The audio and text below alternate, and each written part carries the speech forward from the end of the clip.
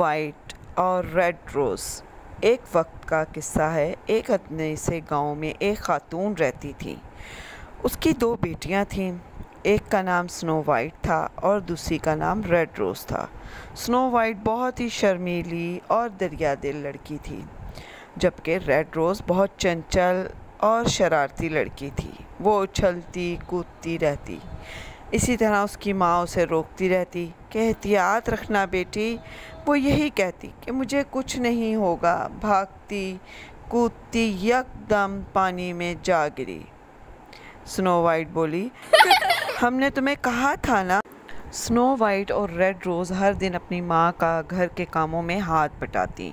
دن ختم ہونے پر ان کی ماں انہیں پریوں کی کہانیاں سناتی۔ ان کی عام سی روزمرہ کی زندگی تھی۔ ایک رات وہ خاتون بیٹیوں کو کہانی سنا رہی تھی کہ یک دم دروازے پر زور زور سے دستک ہونے لگی۔ وہ ڈر گئیں کہ اتنی رات کون آ گیا۔ ماں نے کہا، کوئی مسافر ہوگا، راستہ پتہ کرنے آیا ہوگا، میں دیکھتی ہوں۔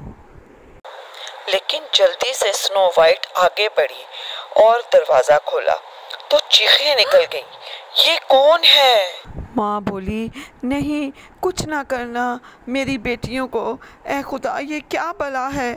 سب بولنے لگی اور وہاں بھالو کھڑا تھا۔ بھالو بولا، میں بھالو ہوں، مہربانی کر کے چیخنا بند کر دیں، میں ٹھنڈ میں ٹھٹھر رہا ہوں اور مجھے بھوک لگی ہے۔ انہوں نے اسے دیکھا اور تینوں نے مل کر اسے اندر بلا لیا۔ اس کی برف صاف کی اور ماں نے گرم گرم سوپ لا کر دیا۔ پھر وہ ان کا دوست بن گیا۔ وہ بھی ان کے ساتھ کہانیاں سنتا۔ وہ ہر روز ان کے لیے گفٹ لاتا۔ لیکن جب سردیاں ختم ہو گئیں تو اس نے ان سب سے اجازت چاہی، میں اب آپ کے ساتھ نہیں رہ سکتا، اور وہ چلا گیا۔ کچھ دن بعد سنو اور ریڈ روز جنگل گئیں پھل اور لکڑیاں جمع کرنے، تو انہیں وہاں ایک عجیب آواز آئی۔